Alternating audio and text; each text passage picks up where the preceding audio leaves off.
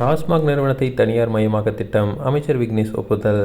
டாஸ்மாக் நிறுவனத்தை தனியார் மயமாக்கும் திட்டமும் உள்ளது என அமைச்சர் விக்னேஷ் தெரிவித்துள்ளார். கோவை மாவட்டம் கிணத்துக்கடவில் நேற்று மதுவிலக்கு ஆயத்தீர்வைத்துறை அமைச்சர் விக்னேஷ் அளித்த பேட்டியில், பல மதுபான கடைகளில் கூட நெரிசல் காரணமாக மது வழங்கும் கவுண்டர்களில் விற்பனையாளர்கள் சிரமத்திற்கு உள்ளாகின்றனர்.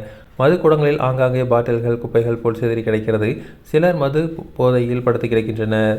இந்த நிலை தொடரக்கூடாது, சீரமைக்க வேண்டும். இந்த பிரச்சினைக்கு தீர்வு காணும் வகையில் நடத்தப்பட்ட விவாதத்தில் உணவகத்துடன் கூடிய மதுபான கடைகள் செயல்படுத்தலாமா, தனியார் மயமாக்கலாமா அல்லது அரசு மதுபான கடைகளில் கட்டமைப்புகளை மாற்றி அமைக்கலாமா, டாஸ்மாக் கடைகளை முற்றிலும் மூடிவிடலாமா என விவாதிக்கப்பட்டது. இதில் உணவகத்துடன் கூடிய மதுபான கடை என்பதை மட்டும் பெரிதுபடுத்திவிட்டார்கள். தனியார் மயமாக்கப்படும் என்ற திட்டமும் கலந்துரையாடலில் உள்ளது என்று கூறியுள்ளார். இதன் மூலம் டாஸ்மாக் தனியார் மயமாக்கும் திட்டமும் உள்ளது என தெரிகிறது. டாஸ்மாக் தனியார் மயமானால் மது விலைகள் அதிகமாக கூடும் என்றும் எதிர்பார்க்கப்படுகிறது.